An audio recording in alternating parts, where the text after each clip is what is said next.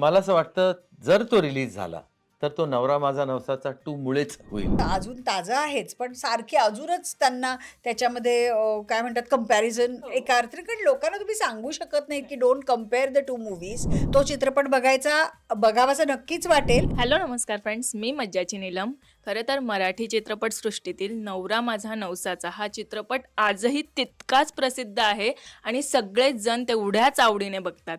पण आता या चित्रपटाचा दुसरा भाग येतोय, म्हणजे नवरा माझा नवसाचा 2 येतोय आणि तो लवकरच प्रेक्षकांच्या भेटीस येणार आहे. आणि याच निमित्ताने माझ्यासोबत सचिन सर आणि सुप्रिया मॅम आहेत. कसे आहात तुम्ही? खूप छान. तू कशी आहेस? मी पण मस्त आहे. मजेत.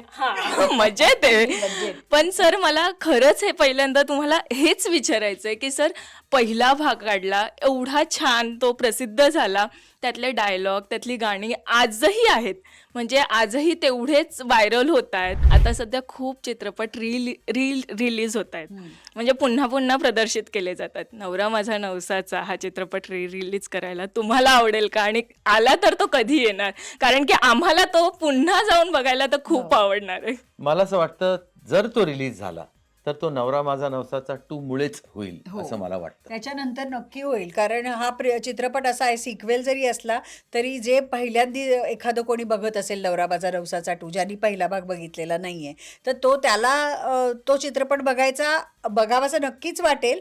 आणि जेव्हा तो वाटेल तेव्हा तो ह्या चित्रपटाचं प्रिक्वेल म्हणून तो एन्जॉय करेल.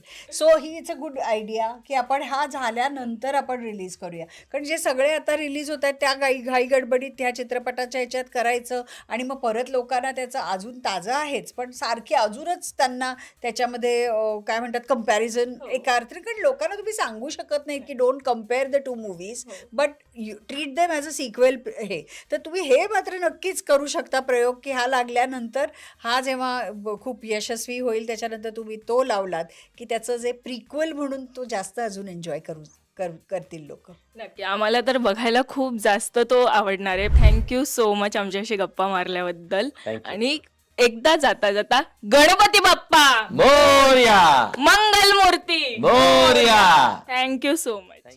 मराठी चित्रपटसृष्टीमधील latest update, original web series, shows, गाणी आणि एंटरटेनमेंटसाठी आमच्या चॅनलला सबस्क्राईब करा आणि बेल आयकन दाबायला विसरू नका.